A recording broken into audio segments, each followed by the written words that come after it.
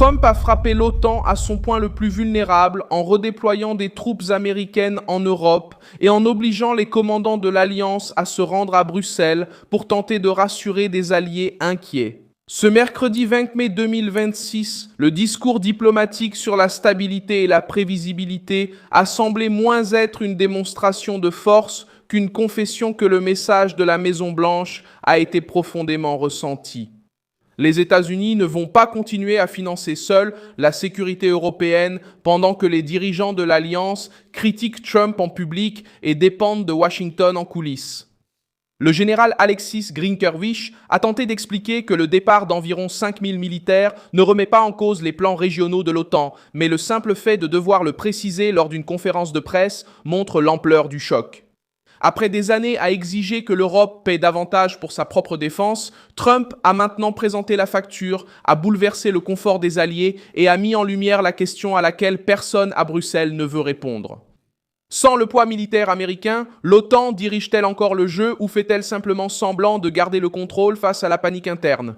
Je vais tout te raconter bientôt, mais abonne-toi à la chaîne pour rester informé avec des infos en temps réel et une qualité journalistique inégalée selon les standards de crédibilité Milson Alves Global.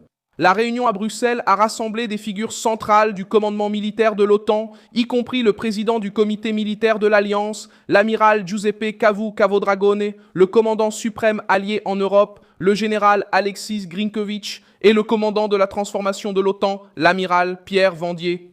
Ils étaient là pour parler de défense, de l'Ukraine, de l'état de préparation militaire et de la stabilité interne. Mais l'arrière-plan était tout autre. Trump avait annoncé des changements dans la présence américaine en Europe et l'agence Reuters elle-même a rapporté que le gouvernement américain prévoit de réduire l'ensemble des capacités militaires que les États-Unis mettraient à la disposition de l'OTAN en cas de crise ou de guerre. La décision touche au cœur de l'ancien modèle.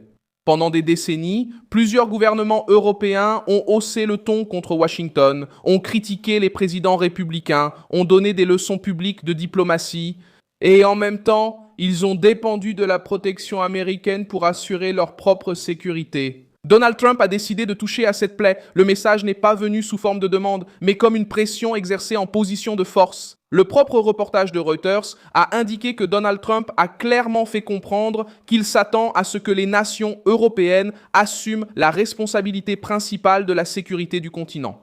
Le commandement de l'OTAN a tenté d'apaiser l'atmosphère. Grinkervich a déclaré que la décision des États-Unis de redéployer une brigade blindée depuis l'Europe n'empêche pas l'exécution des plans régionaux de l'Alliance. La décision de Grinkervich semble calme, mais elle révèle l'ampleur de la frayeur. Personne ne demande des explications publiques de ce niveau lorsque tout est normal. L'Alliance a dû préciser que les plans continuent de fonctionner parce que le mouvement de Trump a semé le doute au sein même de la structure militaire. L'objectif était simple, empêcher que les alliés, les gouvernements et les marchés de la défense ne voient l'OTAN comme l'otage d'une Maison-Blanche qui présente désormais l'addition. Le chiffre qui pèse dans cette histoire est 5000. Selon des informations officielles et des reportages récents, les États-Unis ont procédé au retrait d'environ 5000 militaires d'Europe, y compris des troupes stationnées en Allemagne. Et des changements concernant les déplacements prévus vers la Pologne. Varsovie a tenté d'atténuer l'impact en déclarant qu'il n'y aurait pas de retrait définitif des troupes américaines du territoire polonais, mais seulement un retard temporaire dans un déplacement. Même ainsi, la réaction polonaise montre que le message a été compris. Le ministre polonais de la Défense, Władysław Kosiniak-Kamysz, a affirmé que le pays continue de travailler avec Washington sur des plans concernant la présence américaine en Europe. Il a également rappelé que la Pologne prévoit de consacrer 4,8% de son PIB à la défense cette année, l'un des taux les plus élevés au sein de l'OTAN. Ce détail favorise l'interprétation de Trump. Lorsque la pression monte, les alliés qui craignent réellement la menace russe se précipitent pour prouver qu'ils paient leur propre part. La pression n'a pas concerné que l'Europe continentale. Le gouvernement Trump a également placé le Canada au centre du conflit en suspendant la participation américaine à une structure bilatérale de défense créée à l'époque de la Seconde Guerre mondiale. La décision concernait l'ancien Conseil permanent de défense entre les États-Unis et le Canada, un symbole de coopération militaire entre les deux. Pour la vieille diplomatie, cela ressemble à une crise.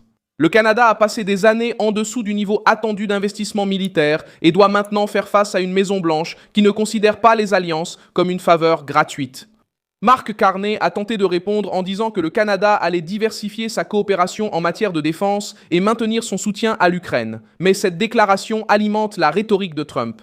Trump a obligé des alliés confortablement installés à sortir des beaux discours et à affronter le coût réel de la sécurité. Le Groenland est également entré en jeu.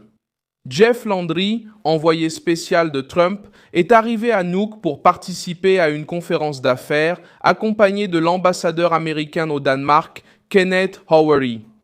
Reuters a rapporté que Landry avait été nommé l'année précédente pour défendre l'intérêt de Trump à renforcer le contrôle américain sur le Groenland, un territoire stratégique dans l'Arctique rattaché au Danemark, membre de l'OTAN.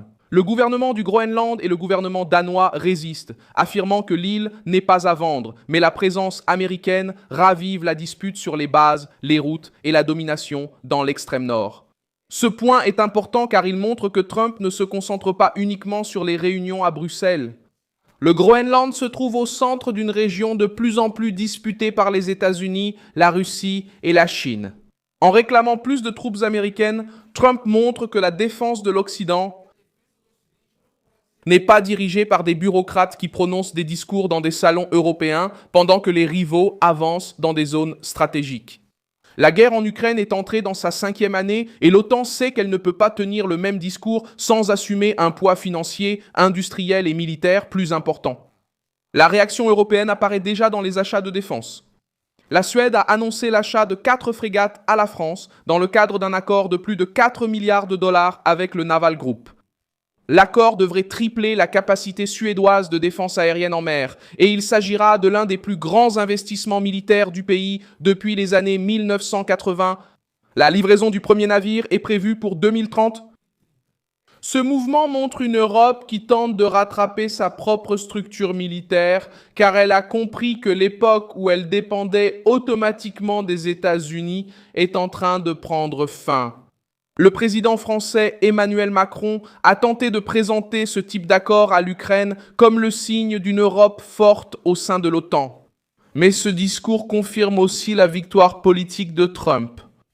Pendant des années, Trump a dit que les alliés devaient dépenser plus, produire plus et dépendre moins du contribuable américain. Maintenant, lorsque la Suède, la France, le Canada, l'Allemagne, la Pologne et d'autres partenaires accélèrent leurs plans militaires, la presse anti-Trump essaie de présenter cela comme une résistance contre lui. En pratique, ils font exactement ce que Trump a toujours exigé. L'OTAN essaie de transformer cette peur en image d'unité. Les commandants parlent de stabilité, de prévisibilité et de coordination. Mais le mot le plus important est l'ajustement. Les capacités américaines sont en train d'être ajustées, les troupes sont en cours de réévaluation, le modèle de force de l'OTAN est en train d'être recalculé. L'Europe est poussée à assumer davantage sa propre défense. Avant, il suffisait d'un discours sur l'unité occidentale pour que tout reste en place. Désormais, chaque dirigeant doit expliquer à son propre peuple combien il va dépenser, quelles troupes il va maintenir, quelles armes il va acheter et pourquoi il dépend encore de Washington. C'est cette panique qui se cache derrière les phrases polies. Ils ne l'admettent pas ouvertement, mais en pratique, ils renforcent les frontières, révisent les plans, ajustent les achats, augmentent les dépenses et veillent à ce que l'Ukraine ait des ressources. À l'OTAN, ils l'admettent en actes, pas en parole. Ils ne l'admettent pas ouvertement, mais en pratique, ils se précipitent pour renforcer les plans, réajuster, renforcer. Ils ne l'admettent pas ouvertement, mais en pratique, ils l'admettent à l'OTAN. En pratique, ils renforcent, réajustent. Ils ne l'admettent pas, mais en pratique, ils renforcent les plans. Si vous avez aimé la vidéo, laissez un like, abonnez-vous à la chaîne et à la fin, jetez un œil aux commentaires. Ils ne l'admettent pas ouvertement, mais en pratique, ils se précipitent pour réajuster à l'OTAN. Ils ne l'admettent pas ouvertement, mais ils ne l'admettent pas de réajuster.